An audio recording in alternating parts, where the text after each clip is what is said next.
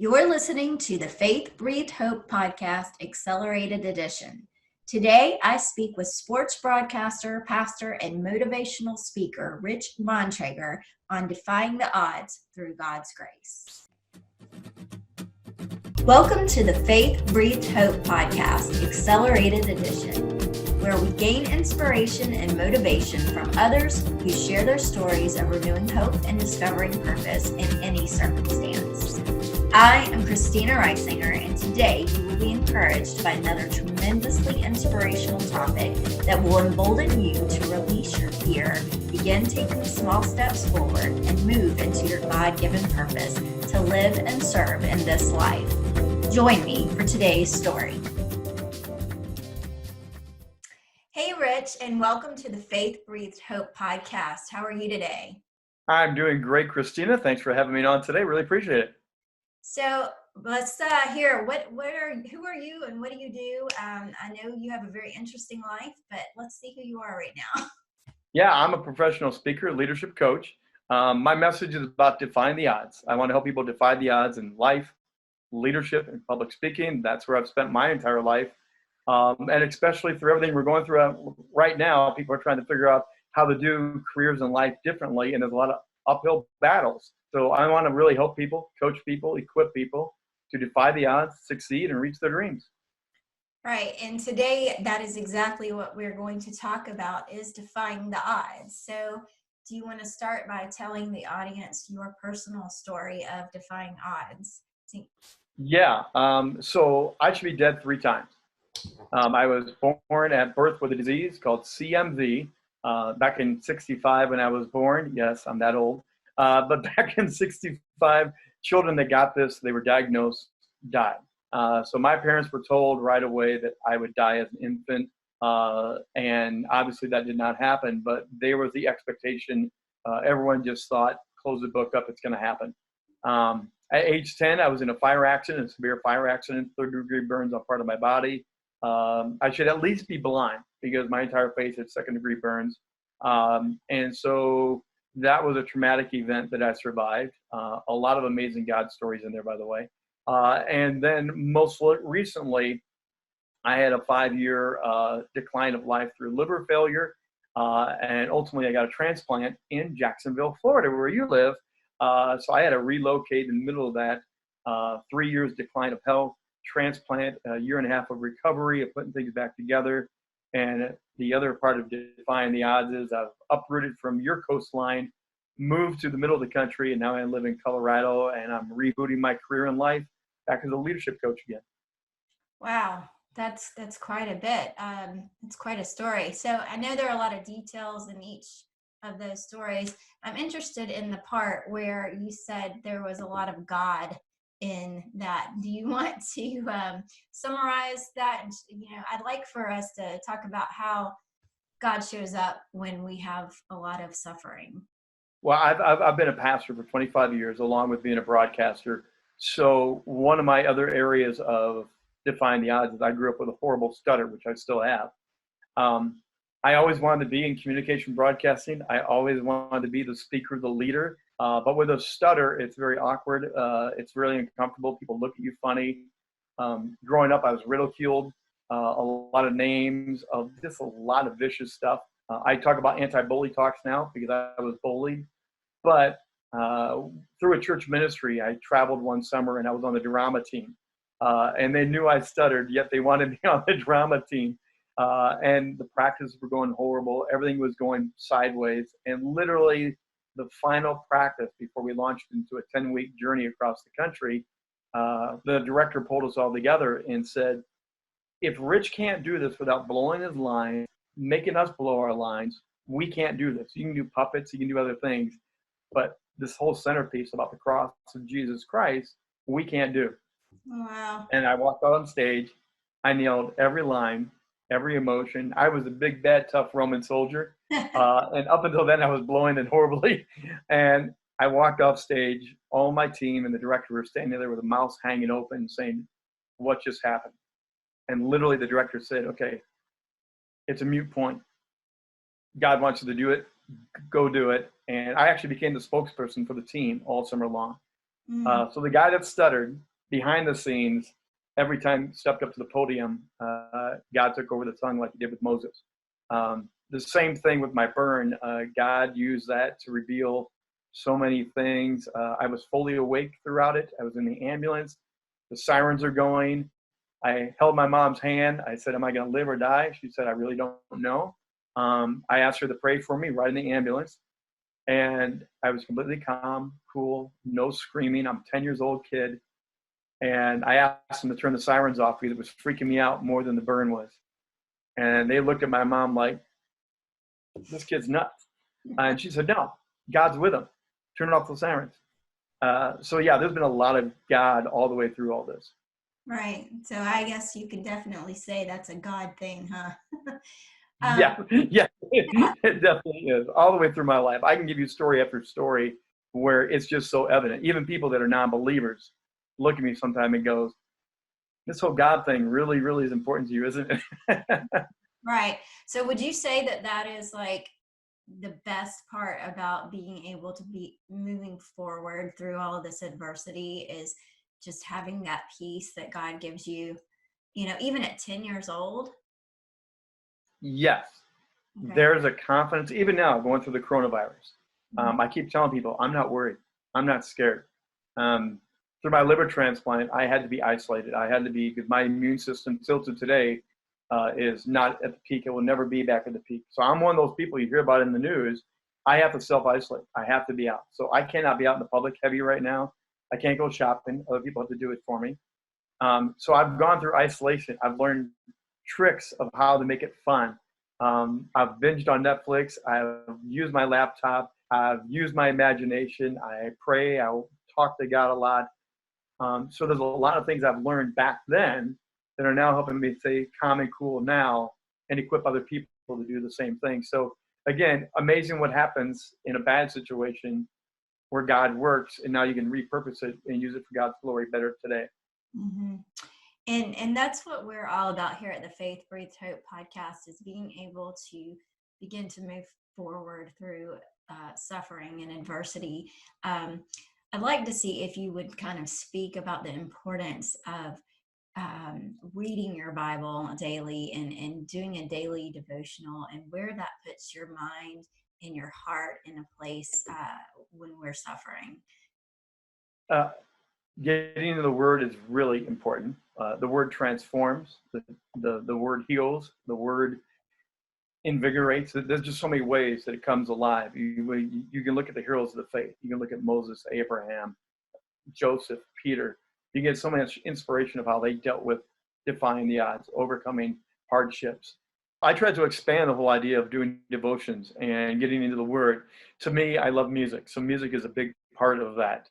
Christian lyrics, casting crowns. I mean, I love casting crowns, stuff like that to help inspire me. It's scripture based, but it's music good for the soul. I love hiking up in the mountains. I love going into nature. And the Bible talks about the rocks will cry out, and that nature is a part of God's glory. And so sitting by a river stream with the river running, with all the trees, you can really hear God speak. At least I can. So that's part of my prayer meditation, going on a long walk, a long hike, just getting away from the run-of-the-mill stuff. So I really try to encourage people to move their devotions besides just the prayer closet, which is great, which reading your devotions, great. Well, let's expand it, because David was in a cave in the middle of nowhere back in the Old Testament, and David prayed and talked to God every day. He journaled and blogged. The Psalms are basically his blog. He was putting things out of himself. He didn't have the scriptures with him. He didn't have the Old Testament, as we call it. He didn't have the Torah, but he was with God every day, praying, meditating, and growing in his faith. So just expand. What does that Bible study look like to you? What does it mean to have devotion with God? Yeah, and it's so easy. It's been recently brought up to me that it's so easily where you get yourself into a place of being legalistic, where you have to have the routines. And I am a type A personality, so I have to have routines to have the world make sense. And lately, maybe this is like one of God's messages to me personally, is to get out of the routine, get off of the lists, and to just allow things to flow. Because if I don't read the Bible, if I don't pray in the morning, the day just feels off. If I don't write in my prayer journal, that kind of thing, then I allow that to happen. But are you familiar with, there is a book, and it's like My Health is Better, and is it December or September or something like that? I don't think I've heard of that one. I can't remember the month. Well, my husband is a hunter. And so basically this book, from what I understand, is about how, getting out in nature and going out for the hunt. And I apologize to any of you out there who disagree with this, but this is something that he finds very inviting. And he says that when he's in the woods, that is when he can talk to God and pray most and hear God most. And, I totally agree with you. I don't get a chance to go out in nature a whole lot because I do have my children. But when I do, one of the things I like to do is go for a run. And when I run, that is my time, whether it is because I'm praying or I'm listening to a Christian podcast or something like that, thinking about all the things that I feel that God is calling me to do. Well, and yeah, let me just tack onto that for a second. So I remember doing a message years ago with my church plant, and we talked about this whole idea that worship is far grander than what we think it is. So I talked about nature, I talked about music, I talked about books, I talked about just the many different ways that you can connect with God, and we're all different personalities. God's made us with different gifts, talents, and abilities. The same thing with our love language. It's a great book to read, by the way. Another free plug. But this whole thing of love languages is great, and we have a different love language with God. So many people are bored with static church as they know it. That's one of the frustrations. When I lifted that off of them and said, here's another way to grow, here's another way to connect with God, the relief on their faces was like, wow, that's why I like the backpack. Oh, that's why I like jogging. When you open up the box, because I think we put God into a box. I think we said Sunday's it, and it's only Sunday. Instead of when we open up the box and say it's everyday life, worship is everyday life, devotion with God is every day. When you open up that box, people all of a sudden breathe and go, okay, I can do that. The Sunday routine, I can't. Yeah. Well, it takes so much pressure off of somebody to say, hey, you have to be here at this time, and you have to act this way, and you have to look that way.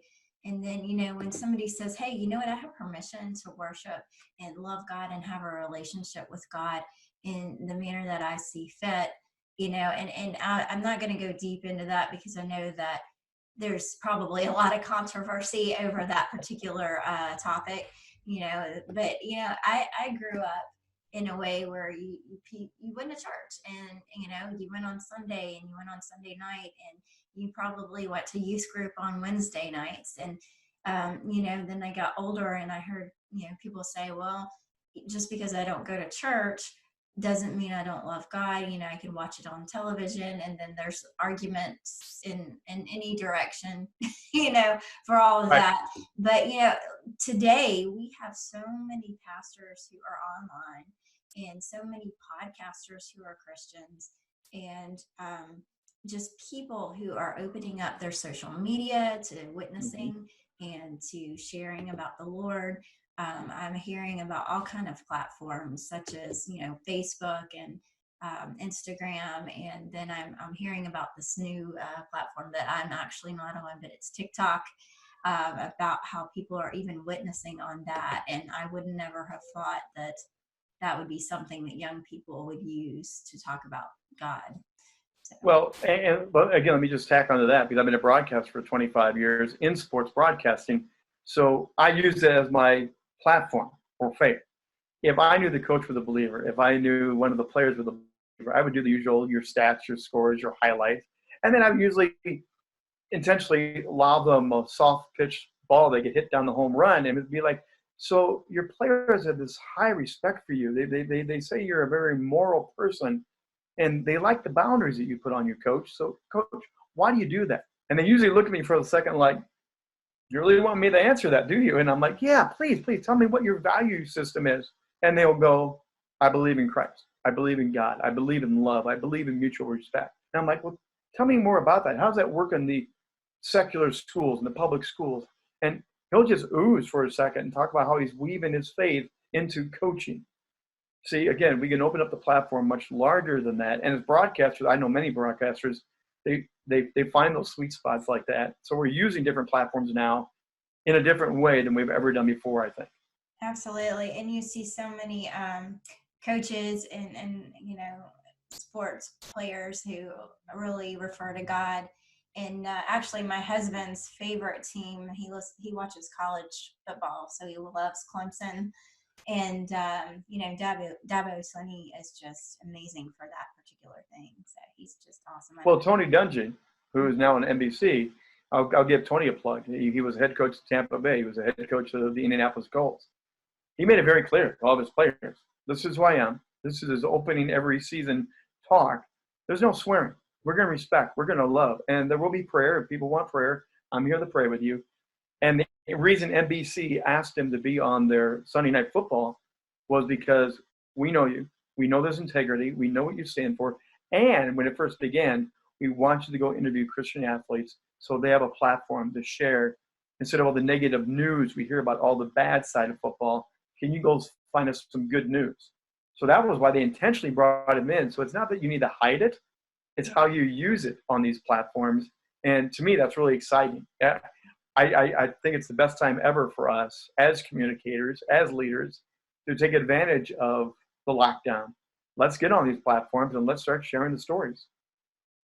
Yeah, and you even see people like Tim Tebow, who I know everybody, I mean, not everybody, but a lot of people love Tim Tebow, and I for one do. And to be honest with you, I am not a football fan, but I really like his morals, his integrity, his value, and he's really stepping out right now too. So, all right. So this is part of the Defy the Odds message that I tell people. As leaders, we're communicators. mm-hmm. So what are we communicating? Are we just giving the same answer we give all the time? Are we communicating something larger, something better? Mm-hmm. So part of the Defying the Odds is figuring out your platform, what you want to communicate, how you want to communicate it, and do it well. And more people are beginning to realize, again, the box is much larger than we thought it first was. You were told you can't do it here, you can't do it here. Instead, you really can. You just don't want to be obnoxious about it. And I've met a lot of obnoxious Christians, people that rub it in your nose and it doesn't feel right, versus Christ loved everybody. He showed love, showed mercy. He didn't Bible beat them up. He just loved them and talked to them like normal human beings. If we can do that as communicators, I think we're coming out way ahead, Christina. Yeah, and I've done a lot of name dropping here, but I will put one more in. So I had a recent interview, and I'm not really sure when this is going to air, so this might have been aired before, but with Ryan Romeo, and he's I'm not sure if you know who he is, but he's head in the clouds, feet on the ground. He just came out with a book, and we spoke about God-given dreams. And the thing is that your vision from God, your purpose from God, the one thing that I have learned since my daughter passed away is that our purpose is to serve others. It is to worship God and bring his word to light by serving others. So no, it is. And don't waste the pain. I tell people a lot, for my pain, for my opportunities that I could have shut down, I could have stopped speaking, through my stutter, through my burn, through the liver transplant. I just could have put a zipper on it and stopped. Instead, use your pain to reflect the good, the love, the grace, the mercy of God. Yeah, but see, a lot of people don't, especially at first, it's very hard to accept that. It's very hard to say, oh, well, this is something that I'm going through that is terrible. This is really painful, and that I'm going to be able to use it to help other people, because that is one thing that I was actually angry about in the very beginning. I said, no, I don't want to help anybody else. And I know that there are a lot of other people out there, even people listening to this show right now, that, you hear, hey, you're supposed to help other people because of what you've gone through. And that may trigger some type of anger in you. But over time, if you allow God to work in your life and give you that peace that surpasses understanding, you can come to a place where you say, hey, you know what? I really don't like what I went through, and it is very painful, but I know that God is there to help make me stronger through this, and He's going to give me the ability to serve others and to help others through it, because that's what we're here for, is to help one another, to love one another, and to serve God. So, Well, the plastic Christian thing doesn't work. Putting on the face and pretending it's all cool when it's really not. mhm. You know, the joke of the pastor was your family was just arguing in the parking lot. We all saw you, and you say, "Hey, how's it going?" "Oh, it's great, Pastor. We're doing wonderful." No, you're not. So instead, let's be real. Let's be real. David screamed at God. David got very angry with God. Smite my enemies. I think he's pretty upset. And then by the end of the psalm, he comes back, forgive them, comfort me. So we're allowed to vent. We're allowed to be real. And I think it helps people so much by, if we can take off the mask and be more real and show our pains, our wounds, our scars, let's not waste them. Mm-hmm. Let's not waste what we've learned and give it back. It's a bold step, but it's a powerful step. Right. And I love that, because a lot of people are so worried about how they present themselves to the world, about what other people think.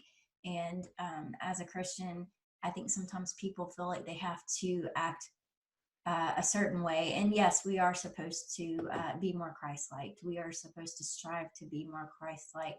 However, God wants us to come to Him 100% in honesty. He already knows our thoughts. I mean, we don't have to tell Him, but He wants us to make that choice to come to Him in our raw honesty and tell Him, hey, I cannot handle this. I need you. And I think that goes back to the defying the odds, where, you learn to persevere because God helps you through this, because you are able to be open and honest and raw, and, throw everything down at His feet and say, I'm done controlling this. Will you please help me? Right. And believe me, that 5-year decline and bring my life back together from the transplant, that instance alone, I had no control over anything, Christina. Nothing. I went from walking the beaches of Brunswick, Georgia, 5 miles on the beach when I first arrived with my brother. I was going through a divorce at the time, which I do not recommend, divorce and transplant at the same time. Nothing good comes out of any of this. Yeah. And I went from a 5-mile walk on the beach to eventually, before my transplant, I was walking less than a quarter of a mile around a pond outside of his house. And I could barely really get up, get going, do anything, because the sunken eyes, the raccoon eyes as they call them, the sunken face, I was a walking dead man for a long time. But I got up every day. I still kept going. I still kept going. And people ask me all the way through it, what keeps you going? Life to me is a great adventure. Whether it's good, bad, or ugly, life is a great adventure. I want to go live it. So every day I would wake up with a new adventure. And God was with me all the way through it. So I could share that and talk about that while I looked absolutely miserable and putting my life back together on the other side. People ask, why'd you move to Colorado by yourself? Life's a great adventure. And so changing all those negatives, a lot of it's in the head. Yeah. The battle's in the mind for most of us. And if we can get our mind out of it and let God take over and trust God more, be a faith walker with God more, the adventure gets bigger and bigger and bigger, because you don't know what's going to happen. Yeah. I love not knowing what's going to happen. Some people hate not knowing what's going to happen. And sometimes we just need to place our hands into God and say, I'm yours. Mm-hmm. Good, bad, or ugly, I'm yours, and I will follow. Absolutely. Absolutely. And you had mentioned Casting Crowns, and one of my favorite songs they sing is Who Am I? And it's not because of who I am, but because of what you've done, not, talking about Jesus, and not because of what I've done, not talking about the person's, the human's deeds, but because of who God is. And that's very important for us to remember. So, Well, okay. and just briefly, with the coronavirus right now, people are trying to figure out how to do this. Emotionally, I'm hearing people on interviews like yours, they're admitting, I'm battling depression. I've never battled depression in the past, people are saying. And for the first time, being cooped up inside, all of us extroverts like me, they don't know how to do this. And Yeah. they are dying to have human connection, human relationships. So the depression battle, the emotional cycle, is so big right now for so many people. So shows like yours, breathing hope, breathing help, breathing scripture, breathing life back into them, this is the only way they're going to get it right now. So again, tools like this are immensely huge right now. Yeah, definitely. I just have to say that for those of you who are going to eventually see this on the YouTube channel, my video keeps popping in and out. I apologize. My computer is thinking by itself. Those of you who are just listening, you won't know. But if you see me moving around, that's why. So yes, Rich, when, you've been through so much, and we were talking about how you had this faith in God that kept you going. Is there, one time or more times, when things keep hitting you, it's like you get hit and you stand up and you can move forward, and then you get hit again and then you stand up and you keep persevering. But then eventually, you got to say, hey, I'm human. Is there any kind of frustration that comes from that? Like, does your, I don't want to say with you, does your faith waver? But I know that for other human beings, that might be something that happens. They might be like, you know what, God, I'm done. I can't do this anymore, kind of thing. So I guess that point is, do you choose to give it all to the Lord and say, I can't control this? Or do you go the opposite way and say, I'm done, God, you're doing all? Because I have clients who will say, God did this to me, like, especially when they've lost a child or something like that. And, there's just different schools of thought on that. I Right. don't really think that God does those things, but what do you have to say about this? So part of my mindset on that is we live in a fallen world. Mm-hmm. And so we are under the curse of the fall. So it's not how we want it to be. It's not how God wants it to be. It's not even how he originally designed it to be, but this is what it is. So my mind is, no matter how good it is, it's going to be greater one day again. Thankfully, it gets all restored. But in between, we live in the muck and the mire, and the reality is, so when I get to those points where it's heavy, my faith is still there. It's still a constant. I'm never going to lose my faith. So people don't worry about that. You're never going to lose your faith. But you can walk quieter. You can walk in a more stillness. Old Testament has a great story about a man who hid in a cave. He was pretty much done with ministry. He hid in the cave. And after 40 days, God said, get back out there and get going again. But he took a break. He took a season. He realized, I need to recharge. I feel like I'm ultimately alone. I'm the only prophet out there. And he wasn't, but he felt that way. So our feelings, again, I coach people. Our feelings are real. Let people express their feelings. Let them know it's okay to put their cards on the table, and then equip them, empower and love them, and let them crawl their way back up. It's not that their faith is gone. They're just letting you know, my tank is empty. I can't do this anymore under my own abilities. So they need that refilling. They need refreshing. Christ on the cross says, why have you forsaken me? God never forsook him, but there's a heavy weight that Jesus was feeling, the real pain of the entire world on his life, the real sin of the entire world. So even he had that moment of saying, I'm kind of spent right now, God. I think we can learn a lot from that. Yeah. So when you get to this place as a coach and you hear your clients saying, I'm spent. I'm at this place where I just don't have anything left to give. And, they could be listening to people like us and people who are encouraging and saying, hey, it's going to get better. And maybe they're in this place where they say, hey, I really just, it might be better for you, but it's never going to get better for me. Because I see that a lot as well. So Yeah. what do you have to say? Do you have, a certain thing that you have them start with, or would you have any advice for those people? Because it's very difficult to see that anything good is going to come if you're in this deep valley where you have this stronghold on you, and you're almost paralyzed, for a lack of a better word. Yeah, no, actually, personally, I went through that. I think of Psalms. Though I walk through the valley of the death, I will fear no evil. Mm-hmm. But when they talk about the shadow of death, where there's a shadow, there must be a light. Mm. And people always miss that. That's a scientific proof. where there's a shadow, there's got to be a light source to show it. Otherwise, you're totally in the dark.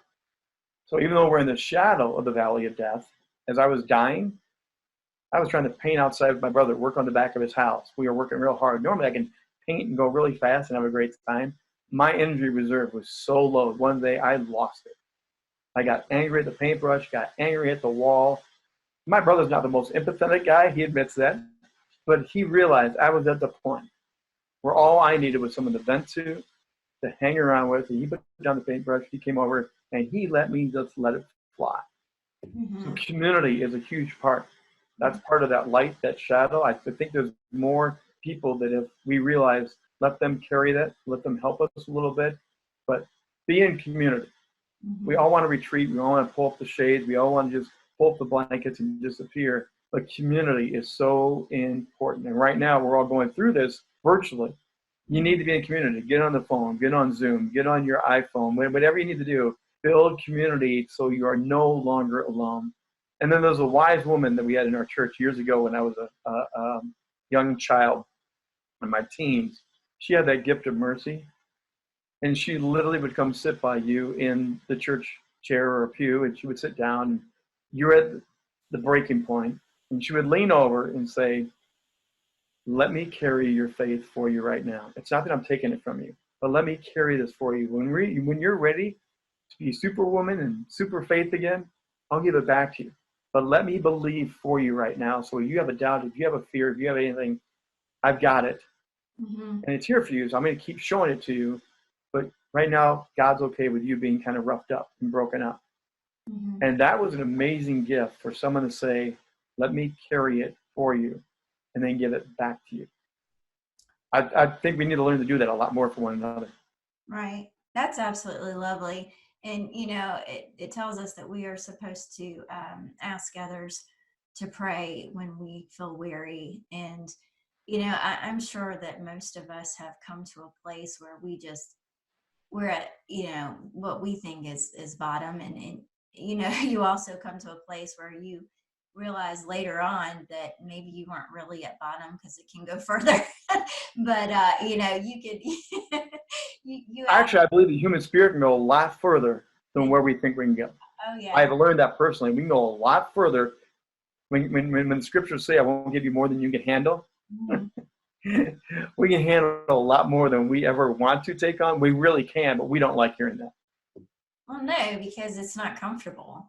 But, you know, when you get to that place and you say, you know what, sometimes I've asked people to pray for me because I couldn't, but I've talked to God and I said, you know what, God, I've got nothing. You know, I am in such a place that is so low right now that I can't say anything. And in reference to my daughter, I would just get into these moments where I would say, God, I just miss her. There's just absolutely nothing. I have no energy, no capacity to ask you to help me, you know, to even ask you for clarity or wisdom or any of the things that I know I'm supposed to be asking. I don't even have the capacity to say, here it is. All I have is, I just miss her, or I've got nothing. Well, and see, that's the human side. God's okay with that. We're not. So again, flip your mind. God's okay with that. Jesus went to the garden. He sweated and cried blood. Now, keep in mind, he was completely broken. If it's possible, let there be another way. He's looking for the escape clause in the whole mission that he came to earth for. He's looking for a trap door. But he asked for his 3 best friends to come and be with him. He could not carry it. He was worn down. He looked for community. And when the community didn't stand up and stay with him, he went and kind of woke them back up and said, shame on you. Realize that we're okay to admit it, and realize community is a vital part of it, because you need to let a couple of your close friends know you're that broken. You need to let people know, I can't carry this anymore. You have to carry it with me. That's a game changer. That's a big emotional and spiritual game changer when you invite people in to your brokenness.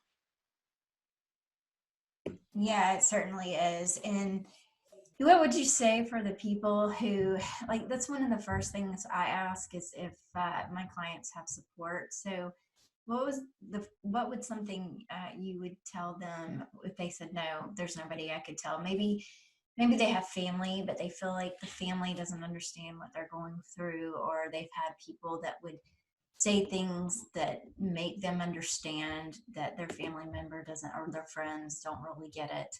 I know, for a fact, I had been through a little bit of that. What would you tell those people? Yeah, sometimes the people closest to you are the most resistant. I was not encouraged with my dreams growing up. I was not encouraged to be a speaker because of my stutter growing up. I was actually told no. So when you're dealing with these pains and these struggles, sometimes the closest people are not the best people. Your pastor, maybe a college roommate that you know really well. I'm still in touch with my college roommate. We're still best friends. And I've told him things that I'm not telling other people because we're still connected. We lived together for 3 years, but he's also distant enough where you can see through a different lens and carry it in a different way and being in the middle of it. So find those maybe second or third ring people that you know are safe and do that route, because sometimes when people are in the boat with you and they know you so well, they can't see it the same way they need to see it. It's just a human condition. So search those people out. But again, I'm big on the clergy. I'm big on this is where pastors need to step up. We have a role to be shepherds and to really be shepherds. So take care of your flock. Take care of your people. I used to do Dairy Queen with people. I wouldn't do coffee. I'd go sit with people at Dairy Queen and have a dilly bar and let them talk things through. It was fun. It was different. It wasn't normal office time. And that was really important to the people that I served. We tell people all the time that it is important to know, that your grief journey is your grief journey. Whatever your experiences are, whatever your troubles are, your suffering, your pain, that is exclusive to you. However, other people have gone through things that are similar, and that when we come together in community, that we can heal that way. I myself have realized by doing the things that I do, which I thought initially were for other people, it has helped me continue to heal on my own journey. When we come together as a community, it's very important to listen. There are a lot of times when people want to just fix whatever it is that's going on. Anytime anybody has any suffering, any trouble, we can empathize and we can feel sad for other people, but there is a strong urge a lot of times to fix somebody, especially if it's somebody you care about, because you don't like to see them in pain and they're very uncomfortable. Do you also guide people towards just being there and sitting still? Yes, I do. So I'm a fixer. It's a horrible habit. I openly admit it. My fiance now knows this more and more. Other people know that. So I've actually got one technique, and I've actually told this to my fiance so she doesn't think it's stupid. I've told this to other people. So to make sure I don't go into fixing mode, and I say with listening mode, I literally do this. I'm not being a jerk. I'm literally putting a gag in my mouth because my mind is going. I'm listening, but my mind is going. And if I do, I'm making sure I'm telling myself, I'm telling them, I'm listening, you're more important, and shut up. I hate to say it that way, but that's really what it's got to be so I can do it well. And when people begin to understand this is my own technique to stay in the game and have my empathetic heart and have my listening ear, people will go, when they see it, they go, I know you were really listening. I know you're really in tune. Thank you. It's silly, but it works. Those of you who are just the listening audience, Rich just put his hand over his mouth as to keep it shut. So, yeah, so you say literally put your hand over your mouth and it keeps you talking. And again, people have different techniques. I know some people will hold something. Old marriage counseling group I was in, we had the pen rule, the pencil rule. So when you're talking, you have the pencil. When you want to give it, to do the reflective dialogue, you give it to the other person, and they need to reflect back. Here's what I heard you say. do I understand you correctly? And then you give them the pencil back. So you're controlling the conversation in a constructive way. Yeah, I can see that. Awesome. So, do you have any other advice for our audience as far as like just being able to defy those odds of adversity, suffering, and pain, and just being able to persevere? Yeah, one of my other messages that I wrap in is very often, especially for the hurting, broken people. I've worked with recovery ex-cons. They're not labels. Those are people I dearly love, and God dearly loves. They are some of the most genuine, amazing men and women. I love being around them. The more tattoos, the better. They're amazing people because they have stories literally on their body with these tattoos. But I've talked to them about there's gold within them. There's always gold within people. And sometimes we look at the exterior, we look at the rough stories, we look at the broken lives, and we say, man, there's nothing left. And that's not how God sees people.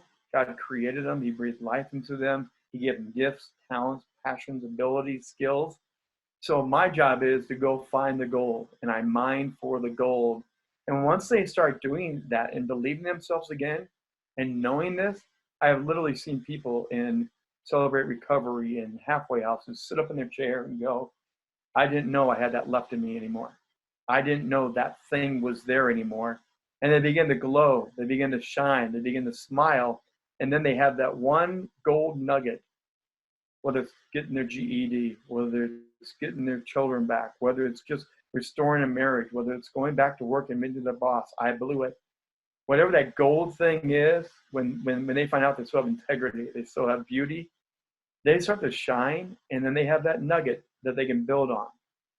So part of the defying the odds is, and in mine, I was told, you're a dummy.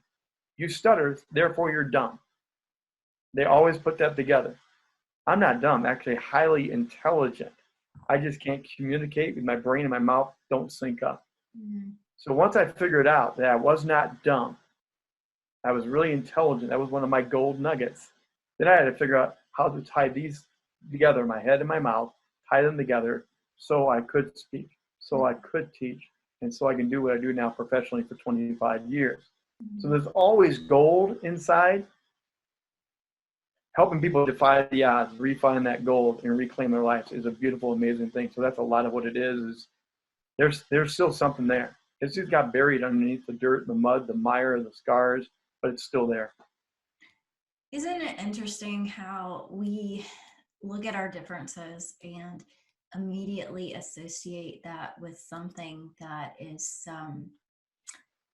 just really tears up our self-esteem, because we have things that are different, and it doesn't have to be something that's physically different or, something that's even noticeably different. It can be even that maybe we think differently or we have to learn differently, but our mind automatically associates that with being stupid or being not good enough or not being able to measure up, or looking at the next person and saying they're better than me, they do, and not just us, but just so many people, maybe everybody at some point looks at somebody else and says they do it better, they have it going on, and I don't do this. And, it allows you to tear yourself down, and that's so destructive. And, I love this finding the gold. I love to tell people to look for gratitude. And those are kind of fighting words too when you're going through a lot of pain, because people are like, well, how dare you say I need to look for gratitude when I have all of this on me that's so heavy. But the thing is that gratitude, that small speck of gratitude, that small speck of something that you can find that is good, that gold, snowballs. Once you start accepting it, once you start embracing it and really saying, okay, you know what? I do have something good. I do have that itty bitty gold nugget, that speck. It really begins to snowball, and it overwhelms you with this feeling of just wellness. And, you know at that point that you can start moving forward. It doesn't mean that you have already moved forward, right? Well, and again, that's part of the defying the odds. Just because they put that label on me or on you or on whatever doesn't mean that's truth. Right. So defying the odds is embracing the truth. You are glorious and wonderfully made. Mm-hmm.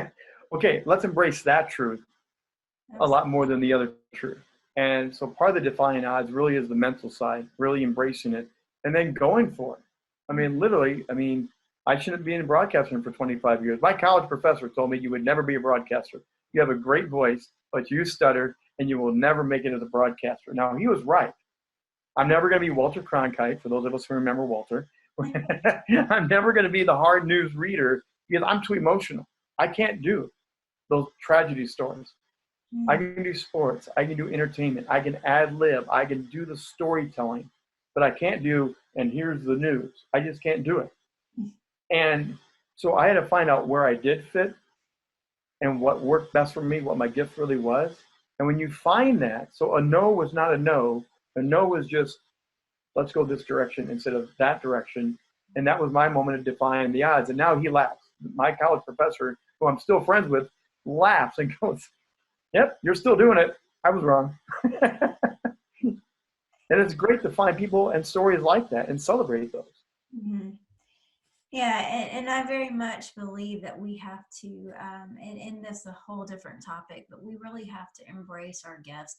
God has made each one of us with a purpose, and each one of us are truly special. And despite what everybody says about you, or just, how they treat you, you have been made with a purpose, and you are good in the eyes of the Lord. And once you start really looking at the gifts that you have been given, and don't take them for granted, thinking that everybody can do that, you can truly find a way to live in those gifts and serve the Lord, because that is where you're going to be most aligned. I really like that. It's good. Find that sweet spot and live in that sweet spot. It's great. And when you see people step into that and they shine, Mm-hmm. that's a beautiful thing. That's a great thing. All right, Rich, thank you. So tell us, where can everybody find you? Yeah, the best way is rich@richbontrager.net. Feel free to email me directly, rich@richbontrager.net. Just put the rich in front of it. And I'm here. If you want a 30-minute free consultation to help you defy the odds, whether you're battling or going through something, I would love to have just 30 minutes of your time, completely free, to see how I can coach you, equip you, to help you to break through. And I'm a dreamer. I love hearing crazy, whacked out dreams. So I'd love to hear what it is that you want to do to get to, so I can help you defy the odds, break through those barriers, and reach your dream. So if you want to have that 30 minutes free, just reach out, and that'll be fun. Awesome. Thank you, Rich. It was so good to have you here on Faith Breathed Hope. I really enjoyed our conversation today. Thanks for having me, Christina. Have a great day, and God bless. Yes. God bless everybody.